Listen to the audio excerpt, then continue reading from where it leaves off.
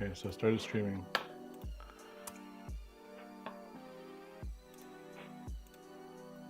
I know this one.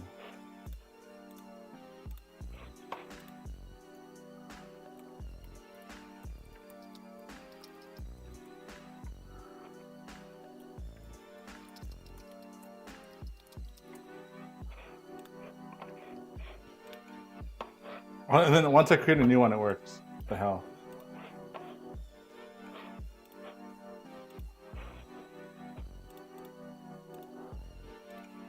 Fuck, man, this is so gay.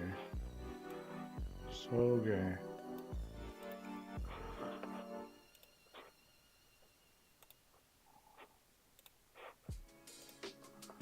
Chrome.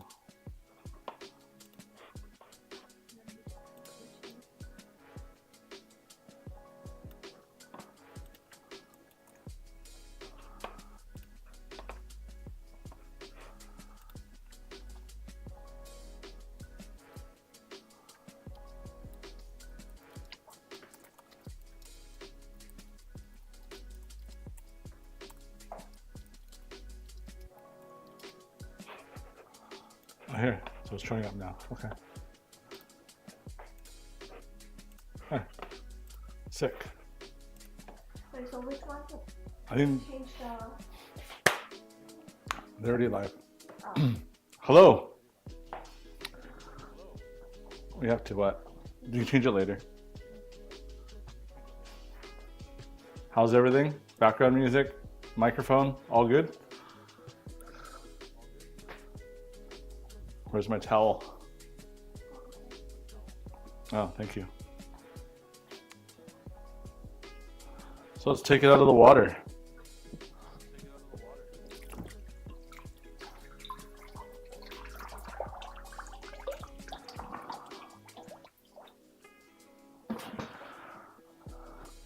So the wheel was actually sitting in the water for about an hour before we started the stream and had our technical difficulties. I did remove the taillight to check the lens, the headlight to check the lens, and there was some bubbles coming out of the headlight fixture. So that's probably, maybe I didn't screw it in all the way, but it looks like maybe a little bit of moisture got in. Let me just wipe it down and then we'll start taking it apart.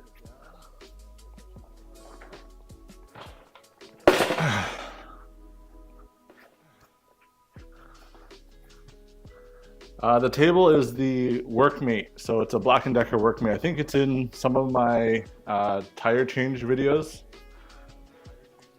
There's a link at the bottom for where you can get it from Amazon. It's not too expensive, it's around like $100 or so. But it's definitely worth it for working on EUCs. There are some EUCs where it's not really that convenient because you got to go from the bottom, like the V12. But for most of the newer wheels, when you start working from both sides, it's very convenient.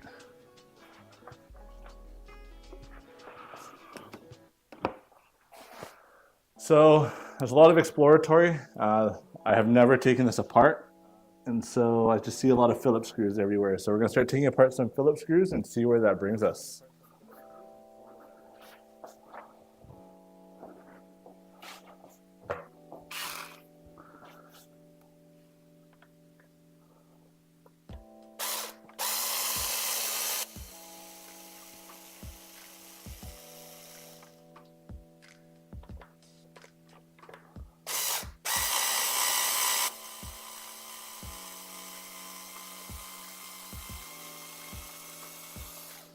Oh wow, once you unscrew the pad, there's quite a lot of inherent force here that's wanting it to pop out. I mean, I did ride this inside Bunsen Lake and I was balls deep in the water.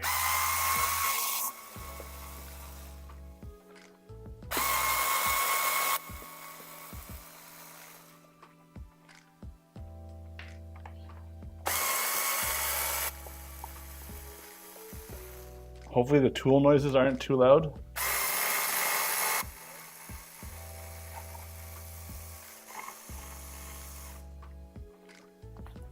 This one's not all the way.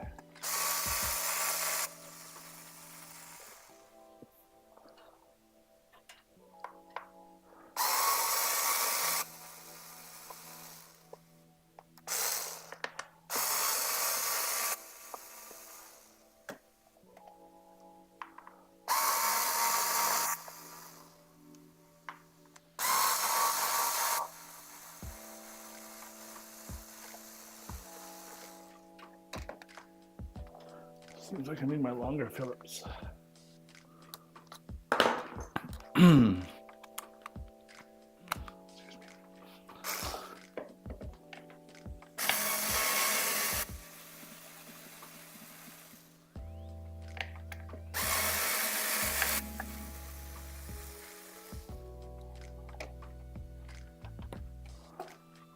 Oh, just a little bit.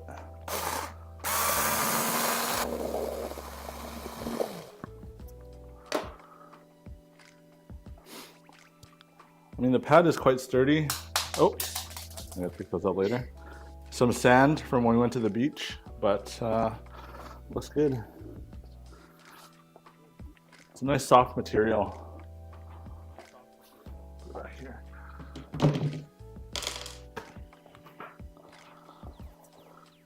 We'll see how this motor cable attaches, because that's a huge point of ingress later. But let's remove the other side pads. Keep going.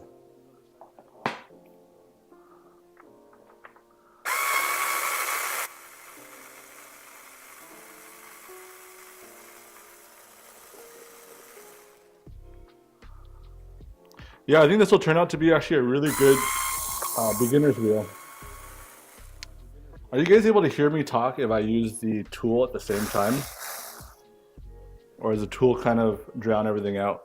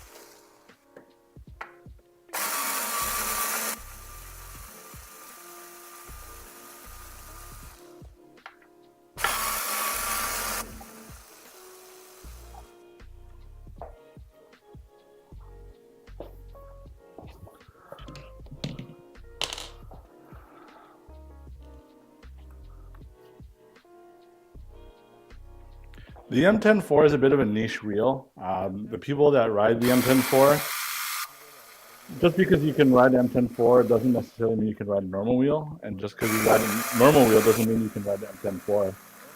So,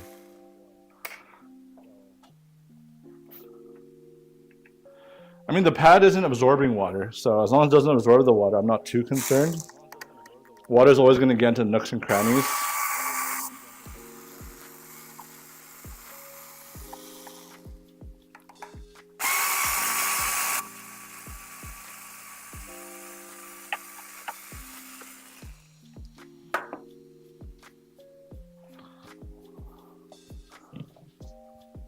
Towel again.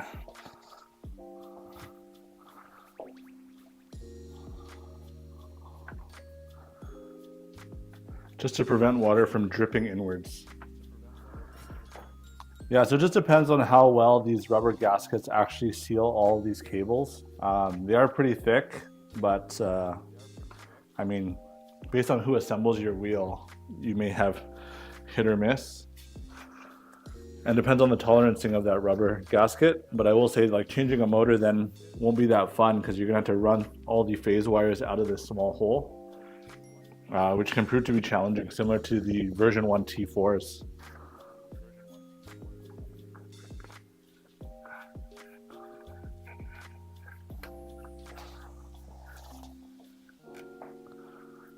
Quite a lot of sand. I guess when I fell in the water, all the sand went in.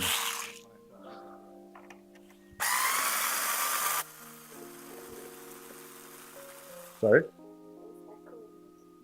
Is there echo?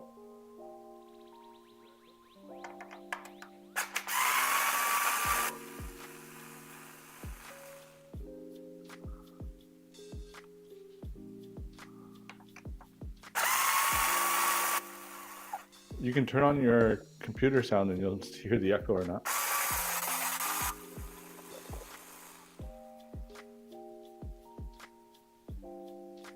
Two to 3 seconds echo.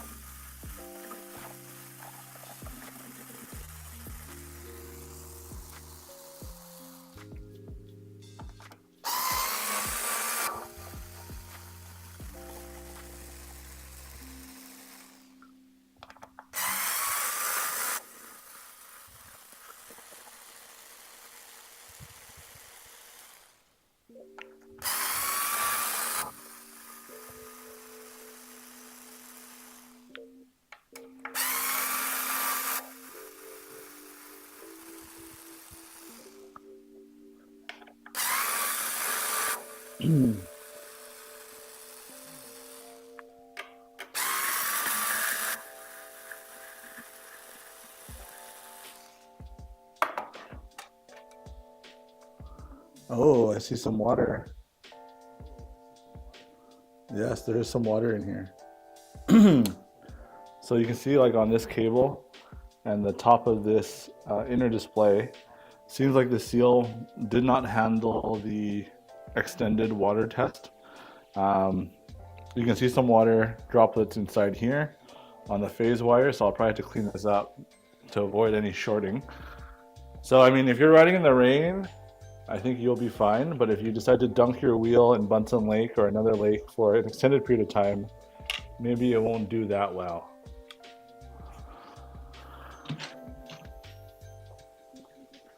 Yeah, you can see some water on the display there. You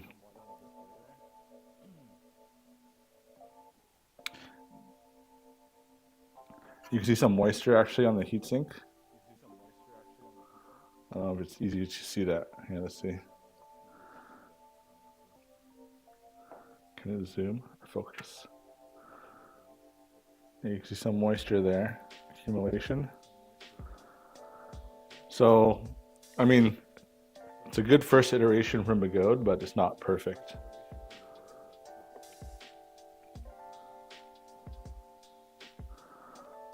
Yeah, I guess I'm gonna have to let this air dry for a couple of days before I ride it again. Maybe the 1 hour dunk test was a bit too much for the A2.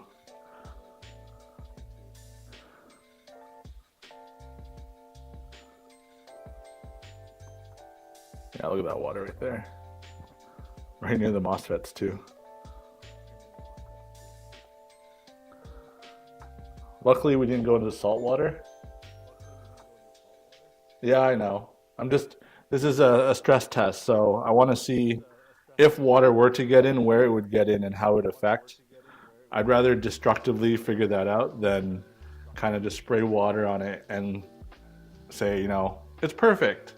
I'd rather see where the flaws are and see where they can improve. Yeah, so what I was saying is like this hole's quite tight right here on the seal.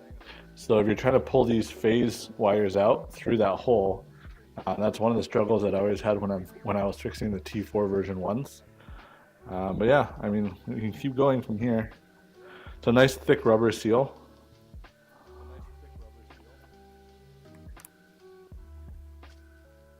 I mean, it's already a plus that they didn't just rely on silicone, but so. I mean, they silicone the edges of the casing here where the pieces connect on all the corners.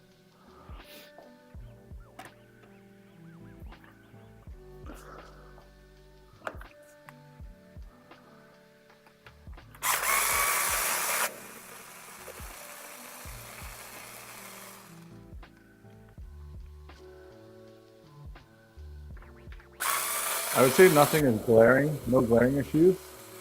definitely under any type of normal riding, this would be fine. I mean, a lot of the newer wheels, like even the EX30 and the Newmaster Pro, have waterproofing seals on their battery boxes. So I ride my EX30 in rain. I've ridden it a couple times in rain and without any major glaring issues. The only thing with the Master Pro that you got to be careful with is the motor bearing, because the motor bearing does not have a seal the same way the EX30 does. So if you do ride in rain, then you could find yourself in a situation. So this is exactly what I'm, so in terms of repairability, like this hole's really tight, and now we're going to try and squeeze this JST connector through this small hole, which is going to be a lot of stretching.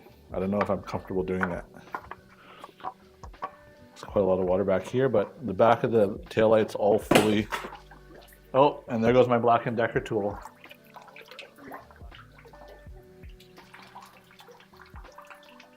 Nice. I just lost one of my tools. Let's move that bucket out of the way just in case for next time. So it's not a submarine, no, but I mean, I did ride in the lake extensively and nothing happened. So I wouldn't say it's falsely advertised, but I mean, if you get it submersed or you happen to drop it into a ditch on the side of the road, then at least, oh, my GoPro just turned off.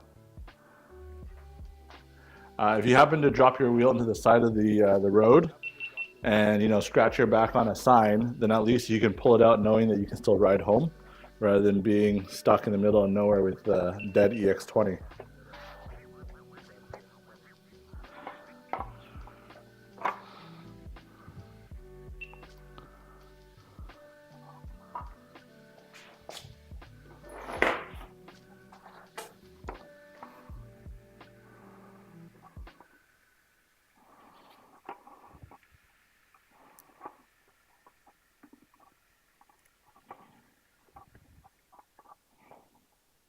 Huh?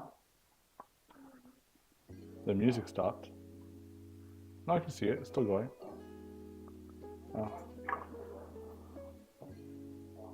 Yeah, I hear it.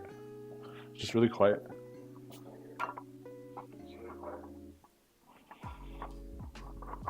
Yeah, so right now what you can't see is that I'm just fighting with this rubber seal right now.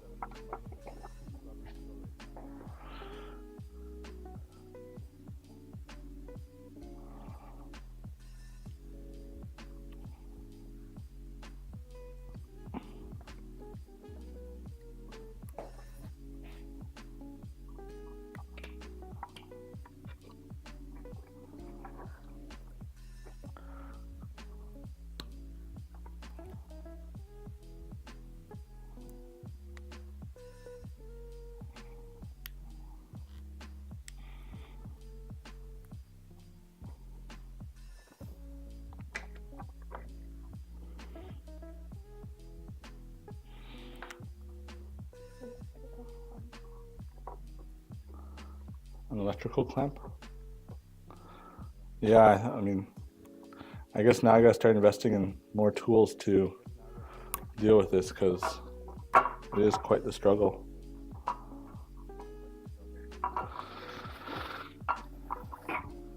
I mean, we'll try to remove the phase wires and see if we can get those through the hole. Because I think that's what most people care about, is the motor.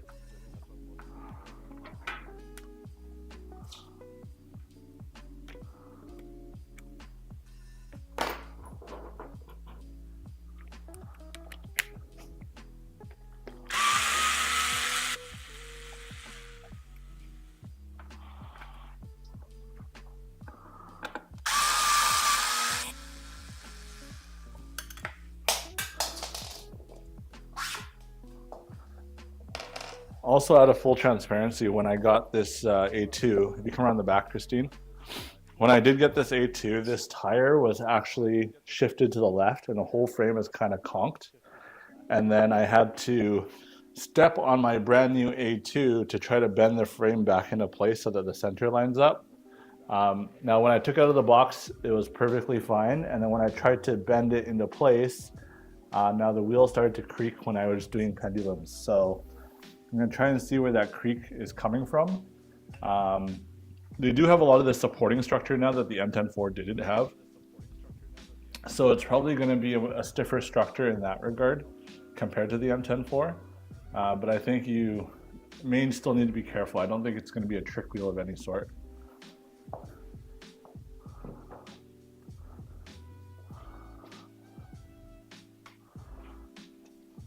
Let me pull this battery cable out.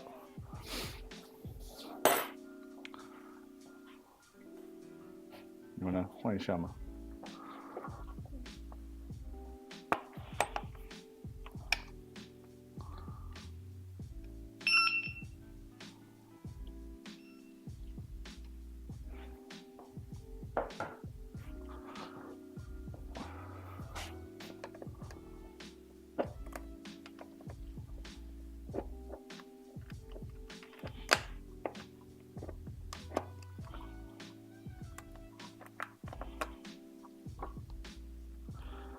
Yeah, getting this out of here is not going to be fun.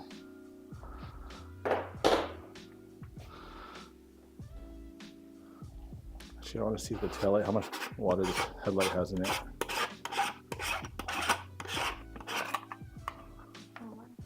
Yeah, so there's some water that got in. I mean, this I knew because when I put in the water, I could see the air bubbles coming out. For transparency though, I did open this up a couple times already, so maybe when I put it back, the seal wasn't properly in place. So that could be just on me.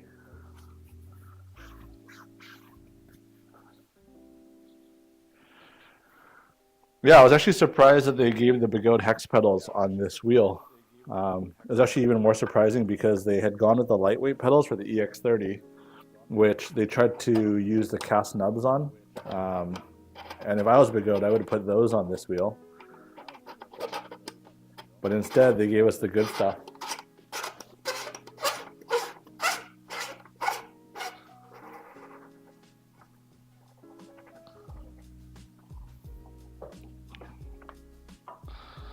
Okay, let's see.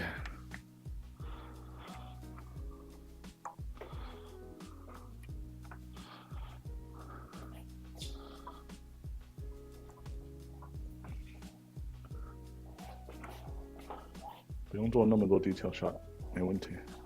你可以先休息休息。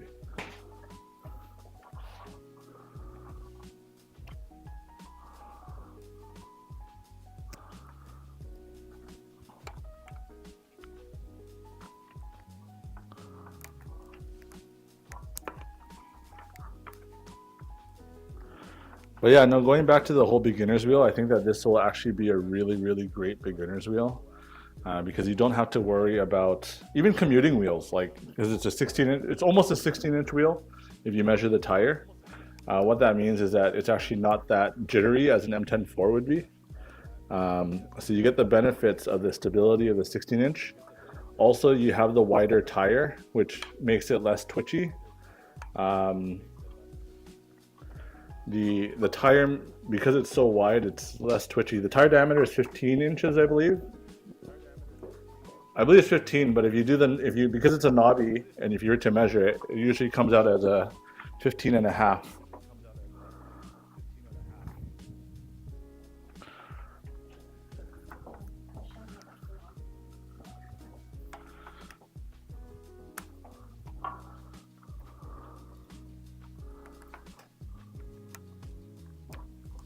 It's a 10-inch rim, yeah. I believe it is also tubeless. Is it tubeless? Maybe. Oh, maybe not. I don't think so.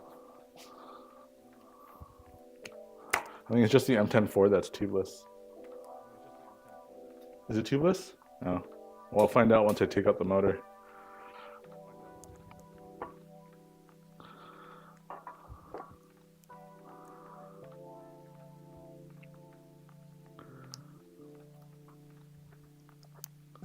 Almost there. Okay.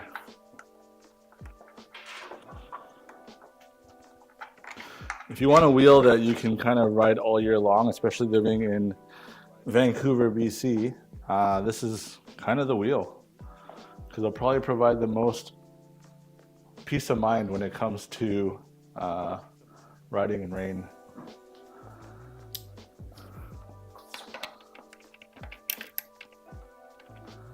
The world's smallest socket wrench.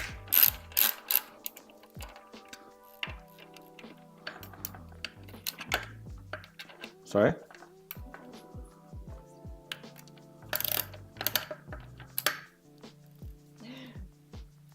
Oh, okay.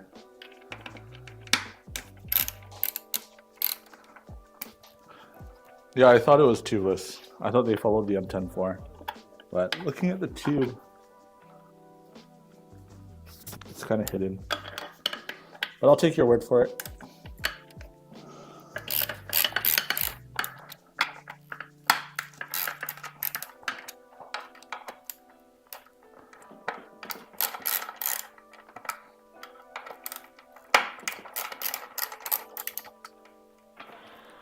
I trust you, I trust you.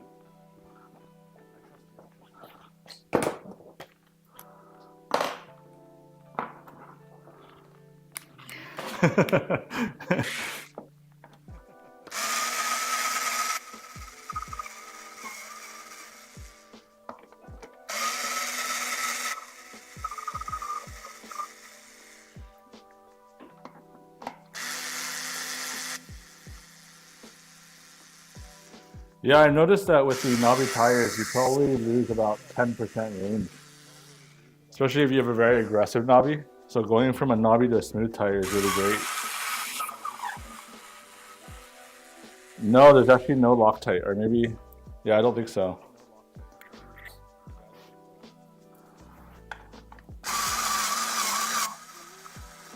It doesn't look like there is any Loctite. Oh, that was ripped before with the beautiful Michelin tire on it. Try to put in.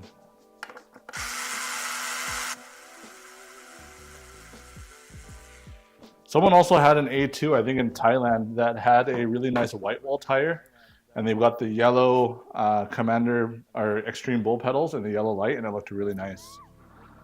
So yeah, if you want to look at these screws here, I don't know if you can see that, I guess not. Doesn't seem like there's much Loctite at all, even if they did. When I put it back in, I'll add some Loctite though. But they are 4mm bolts.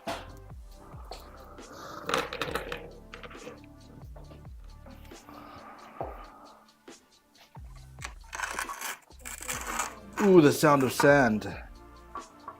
Sorry? I mean, with a non-performance wheel like this, you're not really torquing it or killing it that much. I don't think it's not subject to the same vibration and abuse as a Master or a Commander Mini.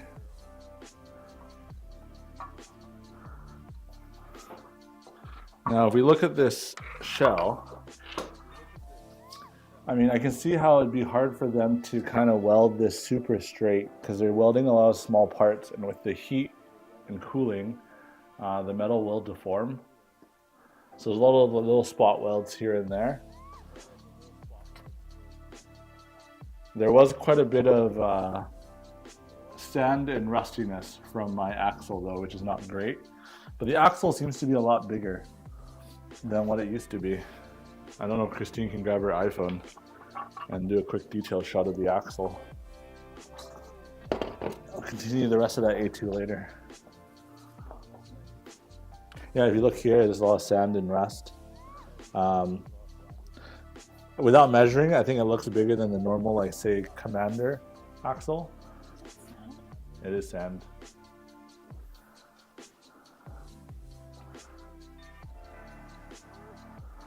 Sand and a bit of rust, I guess.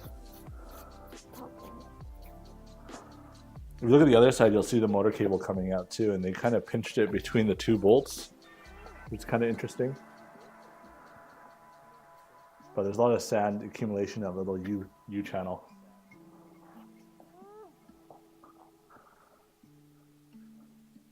I'm gonna grab my towel. Where'd I put the... You okay? Where'd I put my towel? Oh, it's here.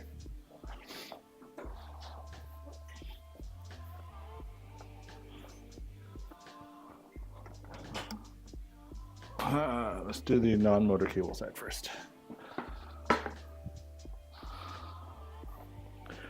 I mean, on first look, when I saw this thing, this rim, and I kind of felt around it, I think they just used silicone, which is kind of disappointing. But we'll find out exactly what they're using. I mean, the other thing too is if you actually zoom in on this rim here, Christine, it's kind of interesting because I think they just spot welded this rim onto this stator. So if you look in here, you can see like there's these weld lines. You see that? Maybe you don't, if you don't block the light. You see it or no? It's hard. You can see that there's like this weld line here, and then there's spots with no welding. So they just kind of put a couple spots of weld just to mount the rim onto that stator.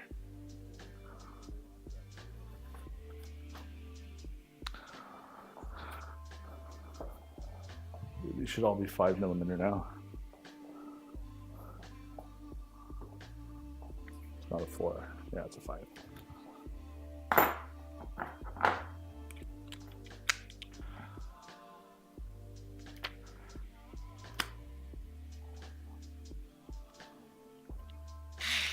You want me to change it back? Yeah, change it back.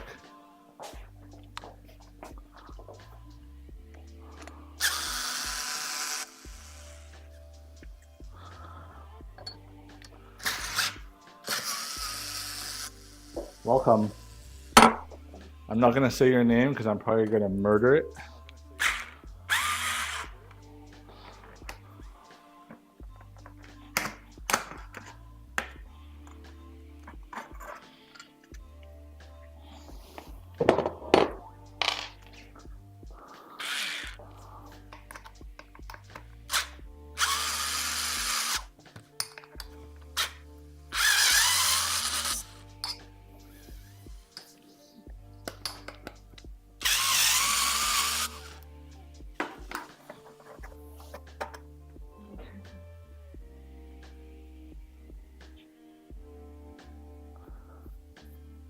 So they kind of just use this, they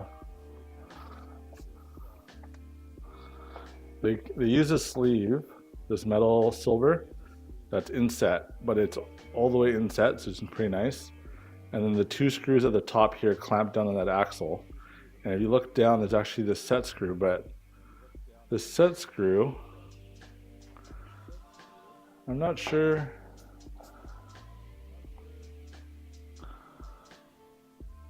I mean, it would set it, but I mean, I think that most of the work is done by the flat sides. So, unless yeah, I'm not too sure.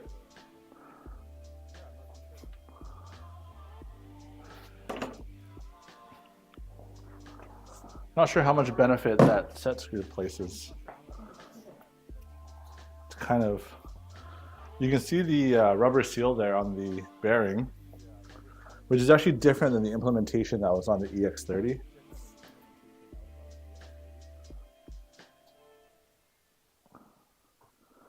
But this kind of bearing seal follows the way the Sherman, the Patton, Sherman S, Patton, and the S22 kind of get it done. I think the V13 is also similar in the way that's executed, whereas the EX30 is executed slightly different. Sorry for this question, but how do you think this screws will hold onto water? How will it hold onto water? What do you mean by hold onto water?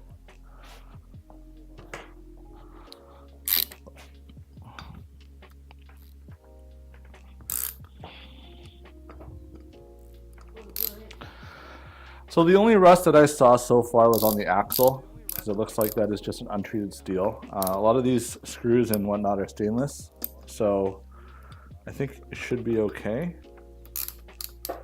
Unless China is using fake stainless steel.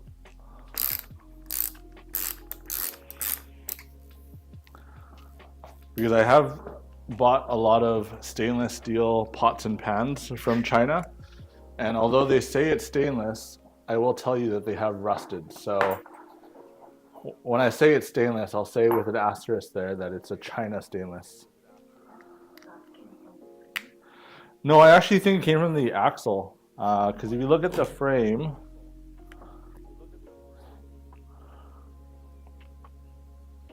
like this silver piece of metal here, it could be, I mean, it could be both. But you can see that on the axle here, there's actually a decent amount of rust accumulation. I don't think the frame is fully coated. So if you look at the frame, I don't think it would come from this side. If you look into there, oh, I just spilled a bunch of water on myself. Where did that come from? That's kind of concerned. Oh. So that water was actually where the battery was. Very nice. So yeah, I'm gonna have to fully take this apart and make sure that there's no residual water left in here. That's a decent amount of water.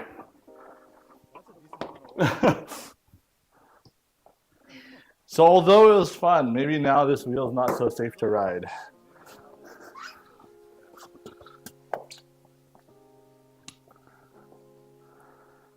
I mean, to be fair, like this wheel was underwater for an extended amount of time, and I was more than a foot deep in the water, so.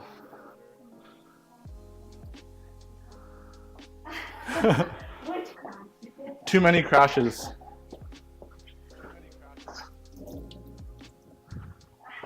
New wheel, new crash.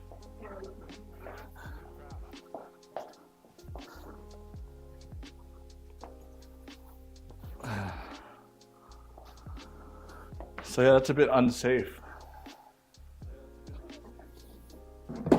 So yeah, I guess like, I mean, if you're gonna ride this wheel in rain, I think you're okay to do so, but I also think you're okay to do so with a lot of other wheels. If you want to ride this underwater, maybe we won't do that whole scuba diving post. Kind of concerned now. Sorry? Still wanted to jump into the water. Yeah. Unless we just say this wheel is our sacrifice wheel, where we sacrifice it to the Begode gods.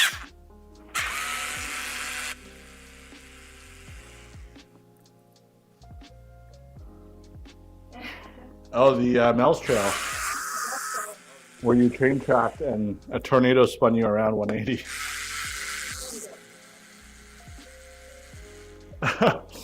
Well, I'm glad Begode told you not to, but. Yes.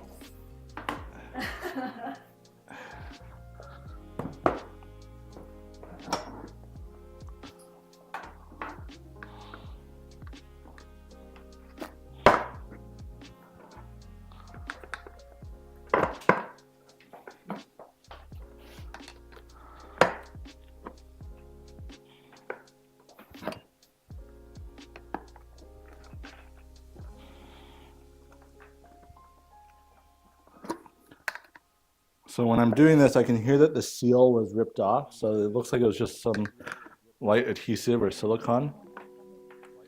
Sorry. Put a little momentum in that.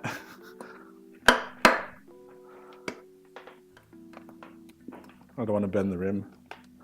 But I mean, this wheel's already getting donated to the gods because that was quite a lot of water in the battery compartment. The battery is just underneath the control board, where all the water came from.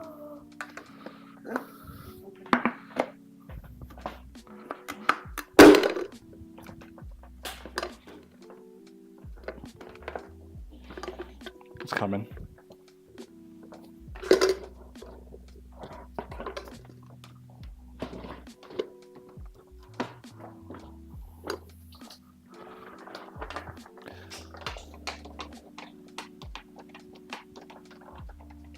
The other side benefit to having this beautiful stand is the fact that you can clamp a lot of your EUC stuff. So if you clamp it well, you can lift up the whole table. And then you don't have to worry about anything running away except for tools.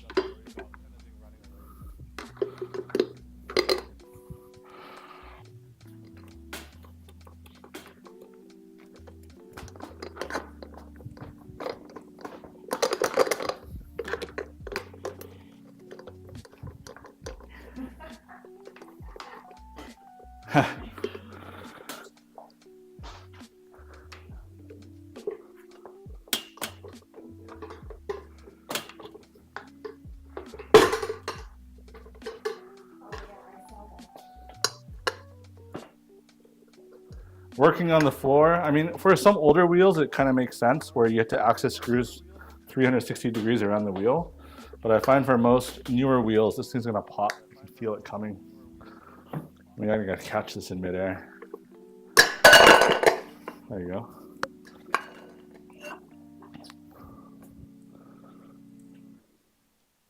So there's the bearing. And the good news is the motor is fairly clean. I mean, you can see that I kind of pulled off this very light adhesive, so that's really what's keeping it inside. So when I put it back together, I got to add some adhesive. You can see it. You can see that blue adhesive that they put now. And they put enough to make sure that there's good coating, so you can see it leak out on both sides. Oh, nice. I take this cover off. Pretty strong on there. Yeah, I mean, the motor's really clean, but I mean, there's only two things that will get destroyed in water typically with your wheel. First is your battery, and usually the next is your hull sensor / bearings.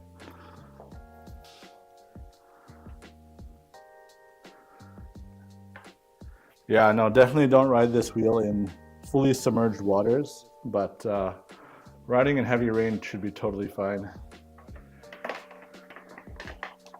Hello, EFAM. I feel like Doug should be here beside me doing this. But I think Doug's at work. Yeah, he should be at work. Yeah, zip ties in motors are fairly common.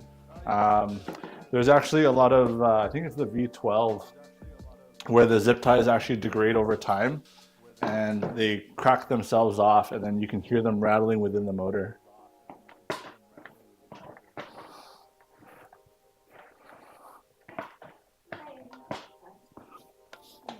Let me pull this out.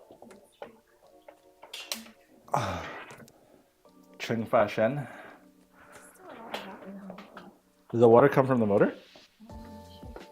It might have came from the rim, because the motor looked fairly clean.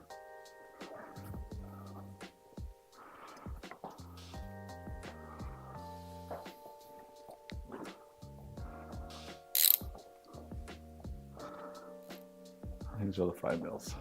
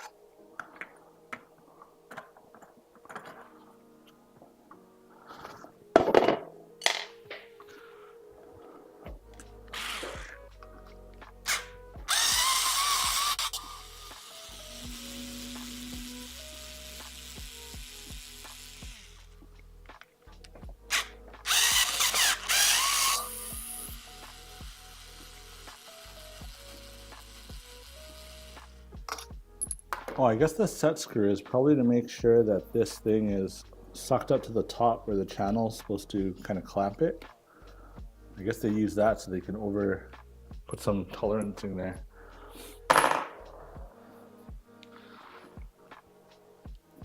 So I guess when we're reinstalling it, we should do the set screw first to kind of put into position, and then we can clamp it so it's nice and tight.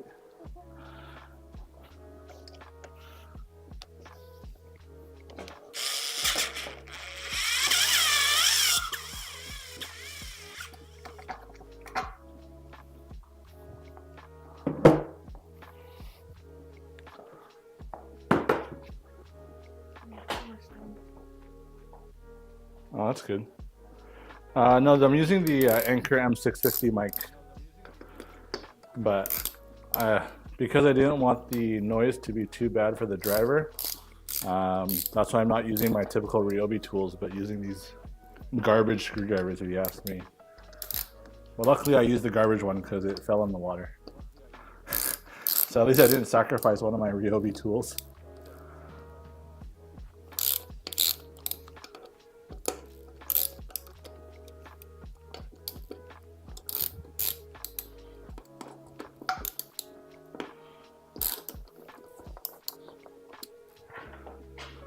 It's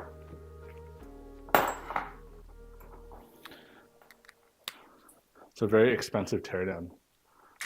You lose a wheel and you lose a driver. Yeah, it's a C35 motor.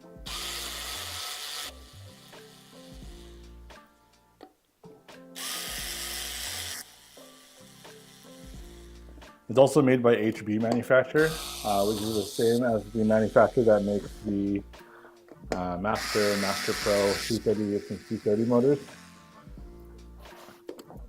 But the M10-4 motor, I think, was made by a different manufacturer.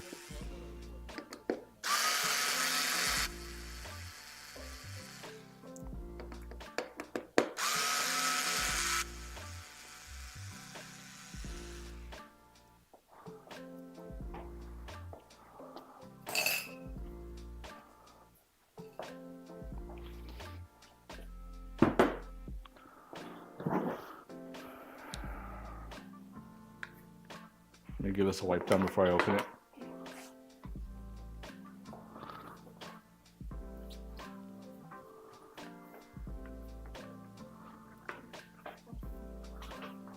Which motor manufacturer has the best statistics so far?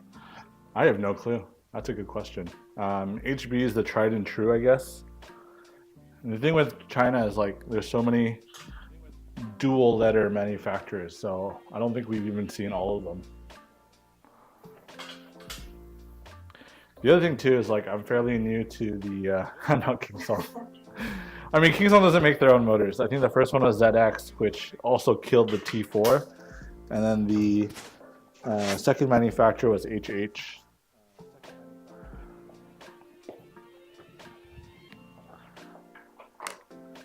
But Kingsong does have their troubles. It was actually Dirt Surfer that found out the same day I found out that some of the new S22 Pro motors actually are missing threads in one of the motor axle bolts. Yeah, it was a washer. I see it. It's on the ground.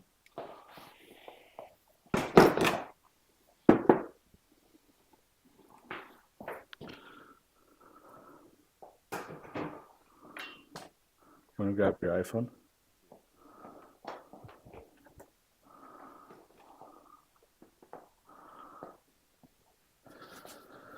I have to say, I think the motor looks... Oh, disconnected? Oh, it's back. Okay. The motor looks really clean. There's nothing on the cover, no evidence of any moisture whatsoever. So it looks like the HB manufacturer is doing a good job. The motor looks really clean. There's nothing on the cover, yeah, and you can see all the silicone here that they put down, which now I have to replace.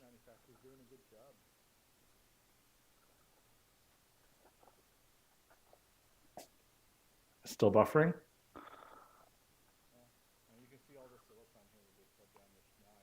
Are we good? Relief. Yeah, this is dry. This is their coatings that they put in here. Is the stream okay or? Oh, it's good now. Okay. Yeah, so the motor manufacturer did a really good job, but I guess it's Begode's problem now. Yeah, so the motor manufacturer did a really good job. But, let's see.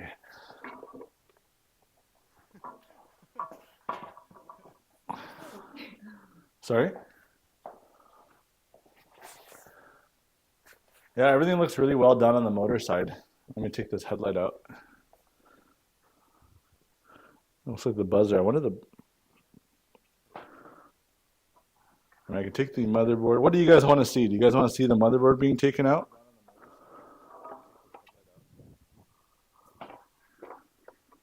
See how much water there is under the battery? Or someone said that. Batteries. Batteries, okay. Yes. Let's see what's under here. See how badly these batteries are doing. I guess I gotta face my nemesis and get this cable out.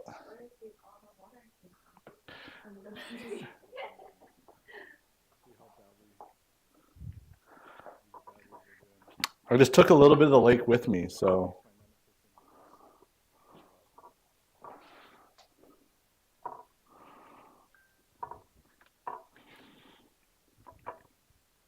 You guys are gonna see me struggle with this rubber for another couple seconds here.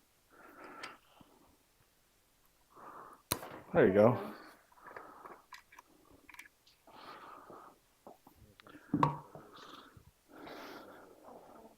Yeah, I got my single flathead. So I have a very limited workshop in our recording studio because all my tools are at the EV service center.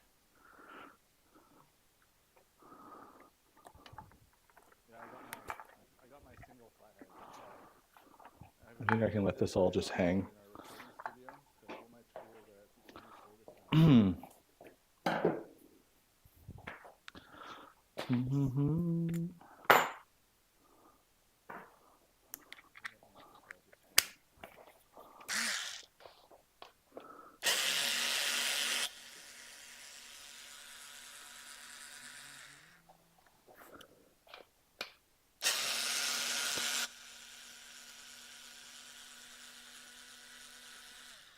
I guess the people who rode and tested this wheel after we went to the lake should go buy a lottery ticket now because they didn't die and there was quite a bit of water in there.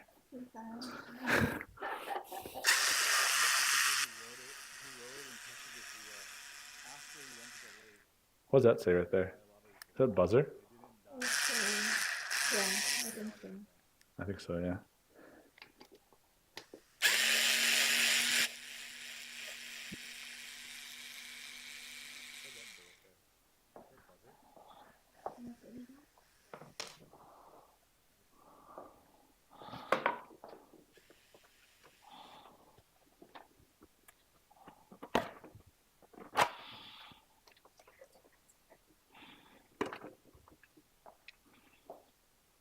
Oh, there's quite a lot of moisture there, all along the bottom edge. Tilt it. Which way? This way? Yeah, you can see that water right there.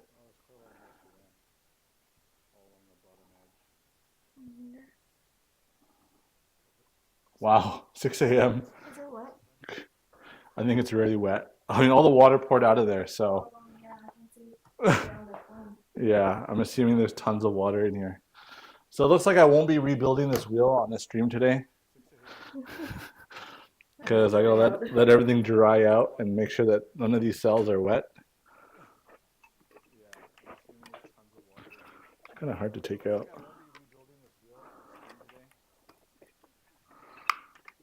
What about a pick tool? Let me use this.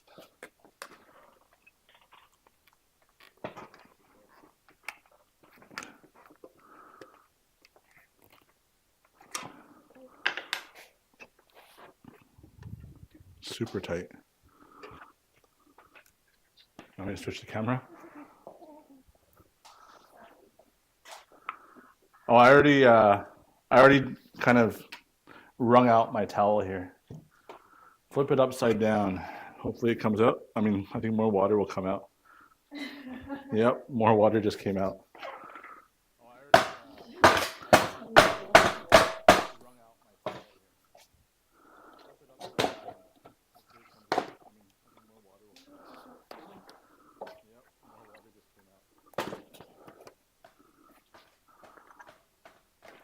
You know what? I took my EX20 home after it kind of went into the water as well. So I think in comparison, this is not as bad as that time. So. You know what? I took my EX20 home after it kind of went into the water as well. So is it adhesive mounted underneath? I hope not. This is not as bad as that. That is a hope.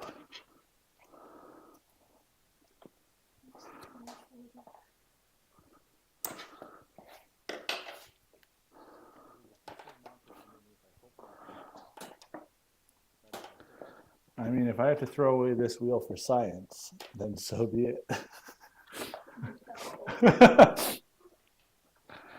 It looks like it's pretty stuck.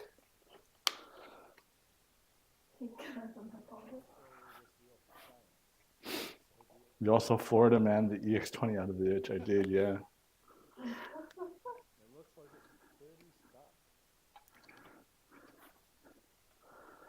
Yeah, I don't have a heat gun at this at the studio here, so I don't have that option. But let me see if I can pry it with something.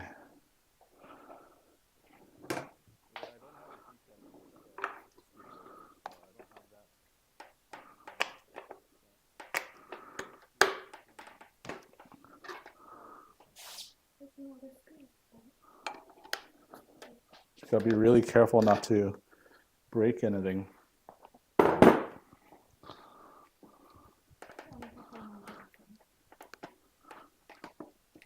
I don't really like yanking on these cables.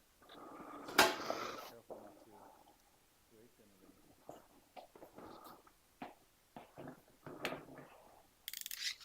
me run a quick blade to make sure there's no side adhesives.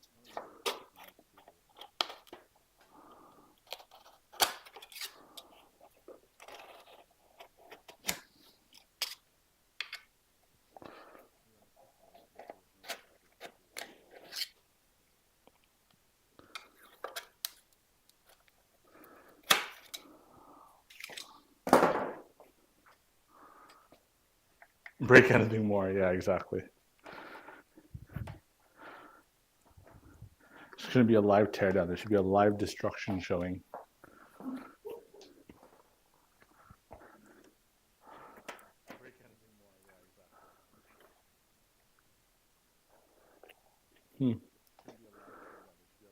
Kind of chat disconnected.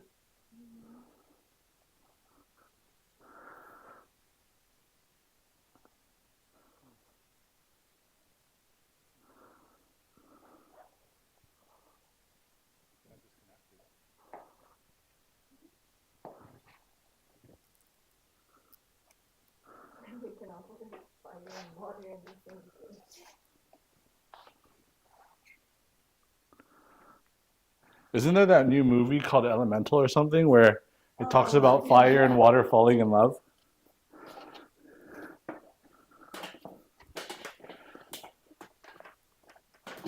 Looks like it doesn't want to come out.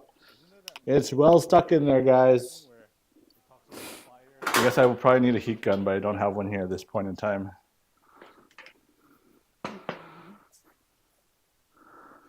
Yeah. Or like a pick tool of some sort, so I can wedge it in there and pull it out. That's ending. I guess we can end this in Top Gear fashion.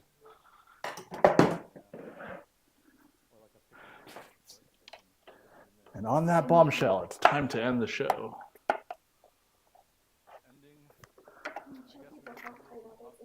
Sure. Looks like Christine wants to show you how tight it is. I'm just kidding. Good joke. Not really. It's like moving a little bit, but we're talking millimeters here, not like centimeters.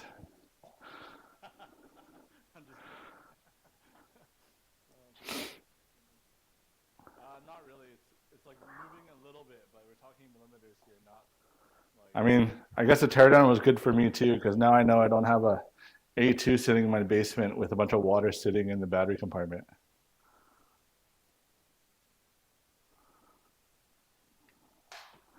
No, there's no outer screws for the battery pack.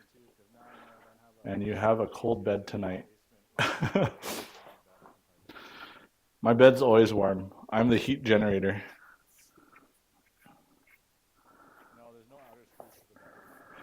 You guys have any last minute questions about the A2 or last minute things you want to see? No, that's the protective thing. I don't want to take that off.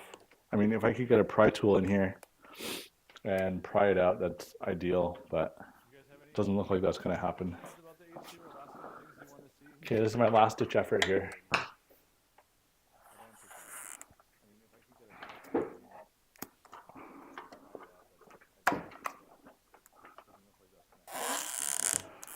I mean, we'll talk about the wheel's performance and whatnot in our impressions. But I mean, initially, so the thing with Begode is you have to understand that Begode does a lot of iterative design. So like, for example, they're testing the frame with the M10.4, and then they test the seals with the EX30, and then they test the control board seal with the A2. So with every new wheel that they come out with, every single new wheel is just mainly testing one or two new concepts. And so with the rate at which the technology is improving in these devices, um, they can iterate really fast, and that's why they can pump out a lot of wheels to be able to test those things. So, like for example, they realized with the M10.4 that the frame was not strong enough. So here they added these structural pieces to make sure it doesn't bend. They're testing, yeah, exactly. They're testing the charge port cap, which I think they could take it one step further. I've seen some industrial caps that are a quarter turn to lock. I mean, EUC bowling, it doesn't really put the same forces as having a rider that's on the wheel, because when you throw this into a wall, the only momentum that this wheel has to face is the 40 pounds that the wheel weighs, or in the M10.4, the 30 pounds that the wheel weighs.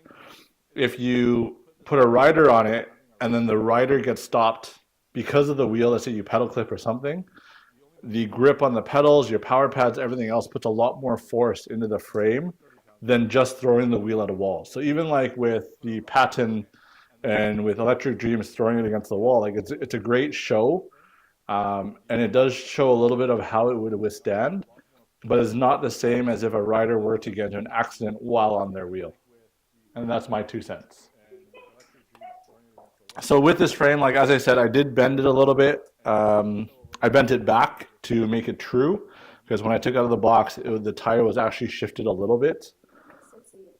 You can see what? It's not true? Yeah, it's not perfectly straight.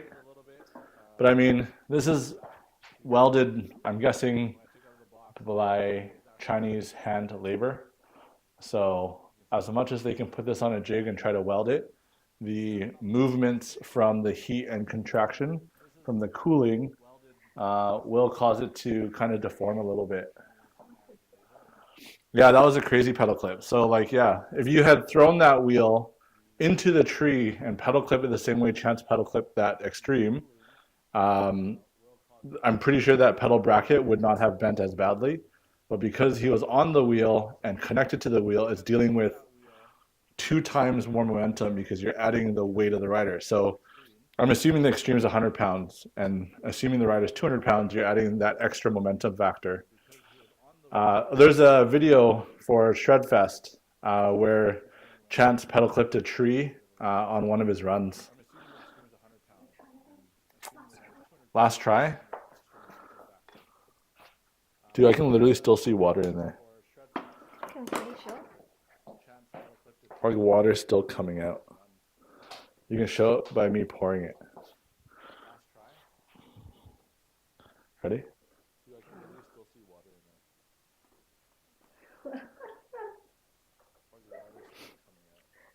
Yeah, no, I think that, so a lot of things that people don't realize is that when you go to buy a wheel, it's not so much whether the wheel is good in a vacuum, it's also about whether or not the wheel is good value.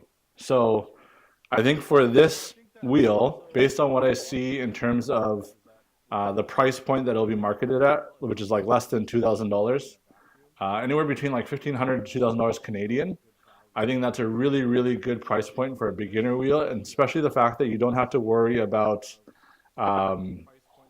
riding in the rain or cracking plastic shells. I think that this is a really good first beginner's wheel. It will be a lot easier to learn how to ride because of the fact that the height of the wheel is like right below a knee, so it's very comfortable. It's not like an M10.4, that's an ankle wheel. And then lastly, the tire diameter is almost 15.5 inches. And because it's 3 inches wide, it won't be as twitchy because the tire profile is less sensitive than the InMotion V8 and V10s that are very narrow. So the V and V10s, although they're really good beginner wheels typically, I think that this will be a really, really good contender to the beginner category. I mean, you can learn to backwards ride on M10.4 as well. Yep. Tire question?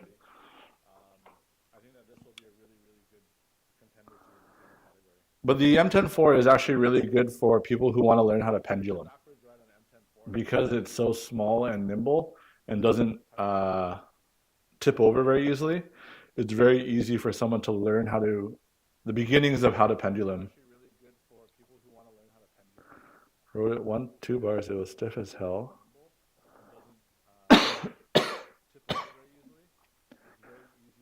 Oh, 2 bars of pressure. What's 2 bars of pressure in PSI? Yeah, I'm asking you. Can you look it up? I don't know what bars is in PSI. Oh, 2 bars of pressure. 29 PSI? And what's 1.2 bars? I don't know what bars is in PSI. 17 PSI is quite low. The risk of the low PSI is that it could fall off the bead when you're turning. Let me just see what my PSI is at right now, because I actually didn't check it when I first rode the wheel.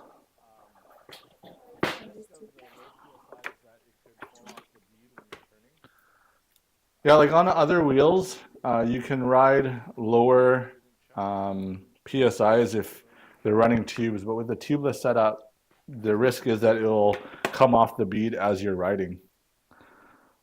Yeah, like on other wheels, you can ride lower PSIs if they're running tubes. So it looks like this tire was around 25 PSI. So what would that be, like 1.75 bar maybe?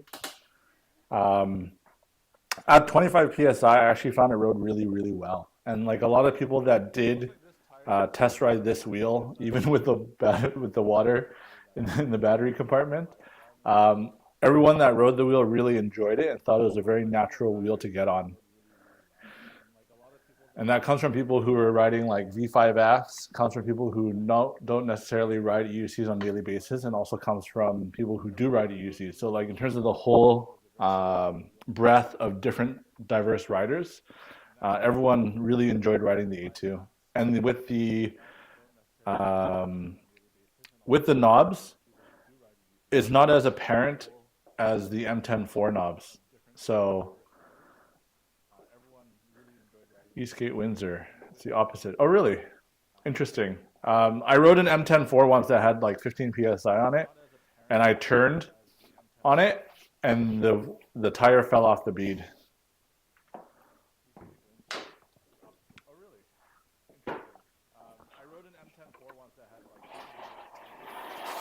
I mean, keep in mind that like every wheel has a certain purpose.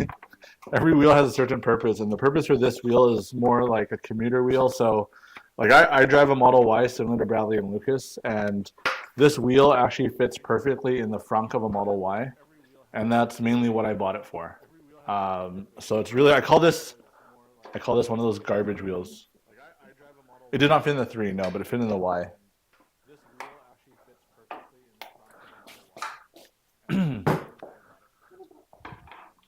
Like yesterday, I had this wheel by my office, and I felt really lazy. Also, this wheel is really good for 1-foot riding. I mean, I don't know about the frame being good for that, but the dynamics of the wheel, the size and the placement and the comfort was really good for 1-wheel riding. Yeah, I can see that no trolley being a shame. The thing is, like with the M10.4, it was a bigger deal because the wheel was so low. So you had to turn it on, and there's no lift switch. So you had to turn it off and turn it on. With this wheel, when you bend down to pick it up, it's not so heavy, and it's kind of in that area. Like, of course, more is better, but I think that with this, it's not too bad. I'm going to take a video of you. No, thank you. No. While we're talking here, Christine's trying her best to take this battery out of the casing. Let's just hope she doesn't pinch anything. No fire, okay, Christine? While we're talking here, Christine's trying her best to.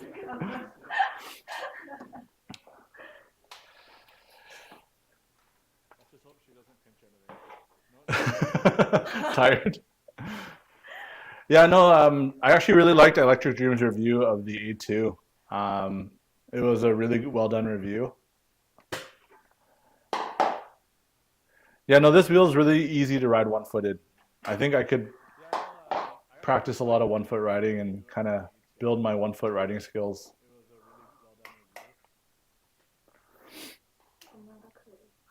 I guess we'll have to go to the service center and get our heat gun and try to get it out.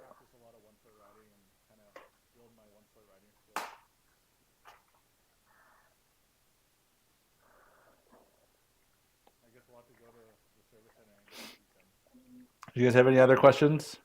What time is it? 1:15. I gotta charge the EX30. Oh. So next week, we're gonna have another live stream for the Commander Mini teardown. Here's a nice little sneak peek of the Commander Mini. Now, one of them arrived. I still have the other one coming on Monday. Both of them have the street tire. And this street tire is actually quite interesting because it's the nicest street tire I've seen come from a manufacturer so far. Either I or Christine will be riding the Commander Mini and the other will be riding the EX30. The Eastgate event tonight. A seat on what? On the A2 or on the Commander Mini?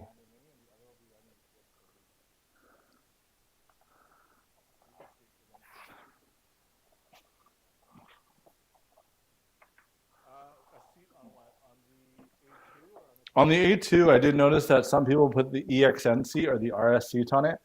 I tried putting an EXN seat, but I think you got to do a little bit of modifications. How big is the A2 compared to the Mini? Oh, the Mini is actually quite big. So if we put it side by side.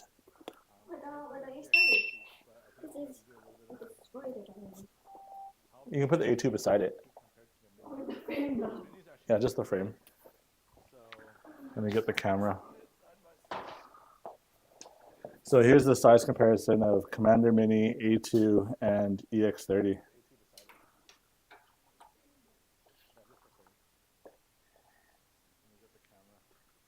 At the wheel? Around there.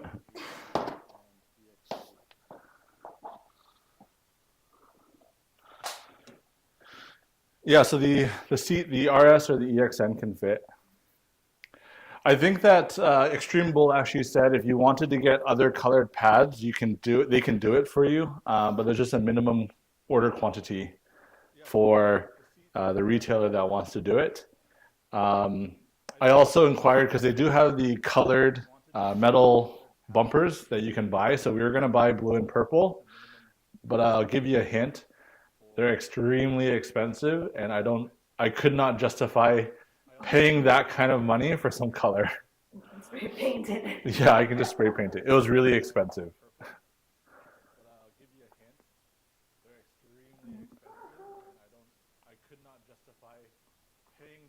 I would say the Mini is probably a little bit height-wise, probably similar to a Sherman, but in terms of the length-wise, it's a lot narrower than the Sherman.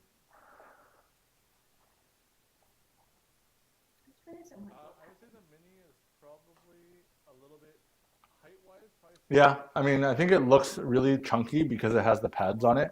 So if you take the pads off, it will be not so bad. What do you mean by safety?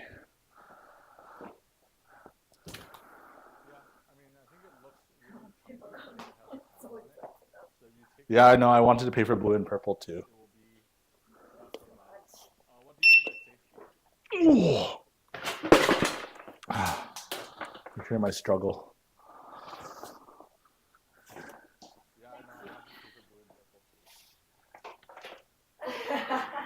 Next week will be the Commander Mini. I mean, they're a fairly new manufacturer. Again, with all these companies, there's a very iterative nature to their design. But when we tear it down next week, I can kind of share my thoughts with you on that.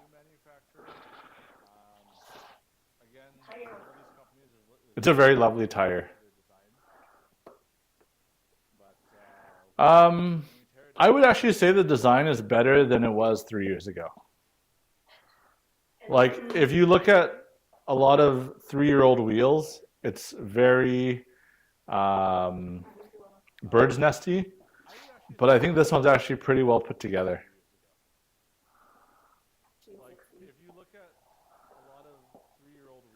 The headlight's kind of cool. It actually has a really, really good cutoff beam, so it doesn't blind people that are coming your direction. Also, there's two different colors. There's like a yellow and a white. So the yellow is nearer you, and the white is farther away from you. I would say that it's better done than the Commander Pro.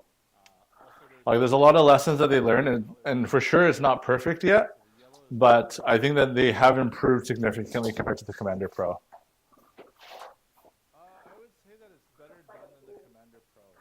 It does. It looks really close to a Pirelli Angel or even like a Michelin Pilot. I actually really like the tire. The pads actually are quite comfortable. They're not too hard. Like they look kind of ugly, and then that's personal opinion, but they do work. So like as of right now, I feel no need to change the pads. Oh no, so your legs don't actually touch that top angle here. Let's rotate it. Oh, where's the light? So if you can see, your leg actually touches this part, and this part is just design. Like, unless your knee can fold the other way.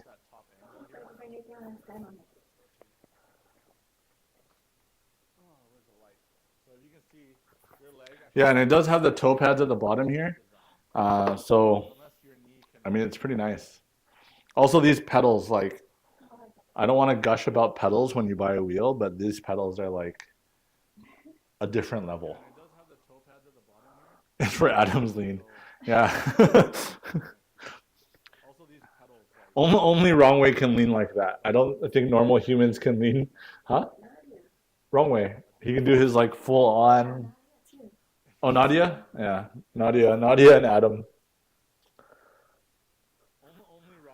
But I think it does look like a really good package.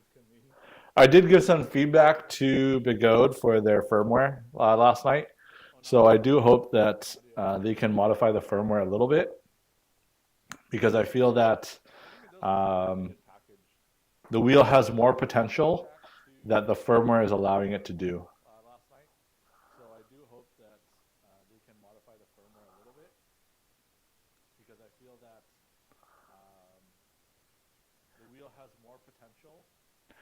If I'm being very honest, though, I don't know if I agree with all these LEDs and pads. And the reason why is because I feel that after a group ride or after any ride, there's already so many things I need to charge. And adding more stuff to charge on my wheel, I don't know about that. Yeah, it's not actually Begode firmware, but I mean they share the same servers. So it's very close to Begode.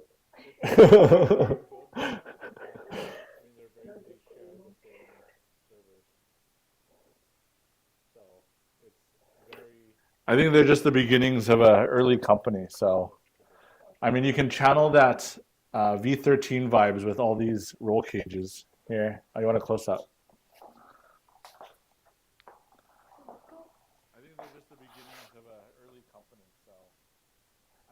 Yeah, like I have the Kinetic 2.0 pads as well, which also have LED lights, and it's two LED lights per rear pad. So then now if you charge your wheel, you're charging your wheel, then I'm charging 4 lights that are on my pads, and then I'm charging up the headlight that's on my helmet, and the Guardian Angel light for safety, and my Senna for comms. So every time I go for a ride, I have to charge 7 or 8 things. And now that I have to record, I have to charge my Insta360s and my GoPros. So it just becomes a charging nightmare for me.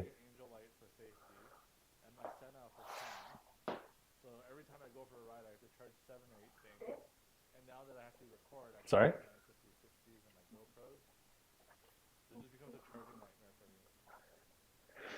Yeah, I mean, those are all off-the-shelf LED lights. So it's just one of those things. Like usually whenever you need them is when they're out of batteries.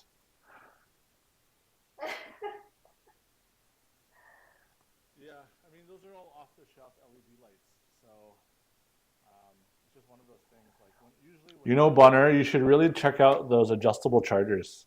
Maybe you should ask someone to send you one as a demo, because there are some really nice adjustable chargers now that can quickly adjust between 100 volt to 134 volt. I think you need to get rid of your 84 volt wheels. 84 volt is like so last century.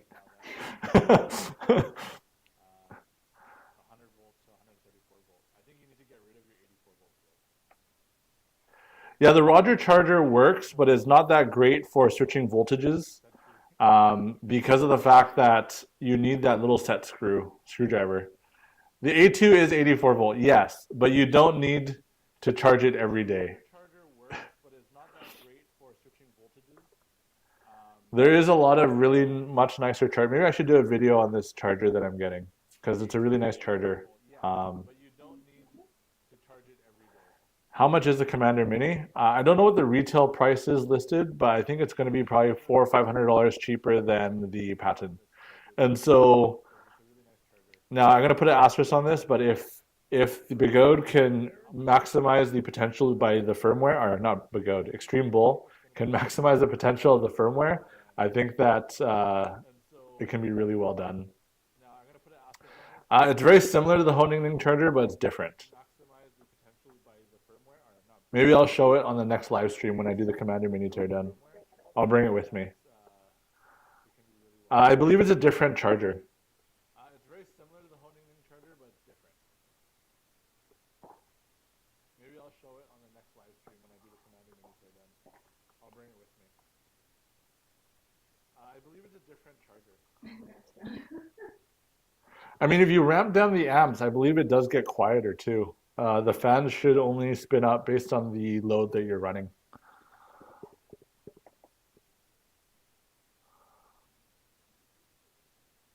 I mean, if you ramp down the amps, I believe it does get quieter too. The fans should only spin up based on. It should. I mean, that's also software. So I mean, whoever programmed the charger should have done that, where they have different fan profiles based on the heat that's being generated. Should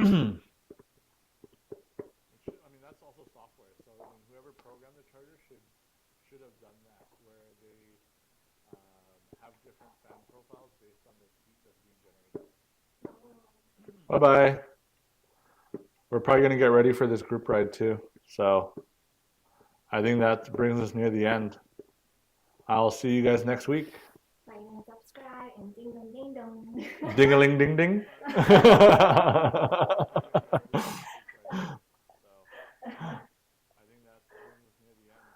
Thanks, everyone. See you next time. Thanks for joining. See you next week.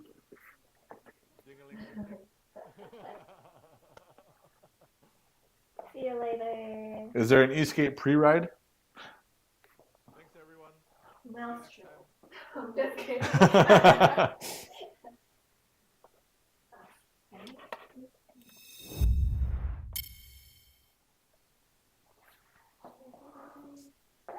I'm still streaming.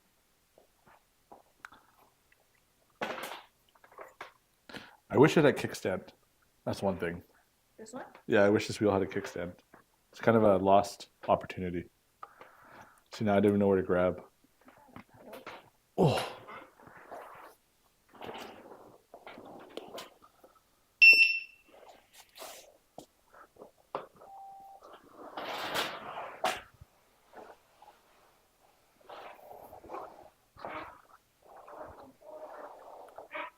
That will be next week.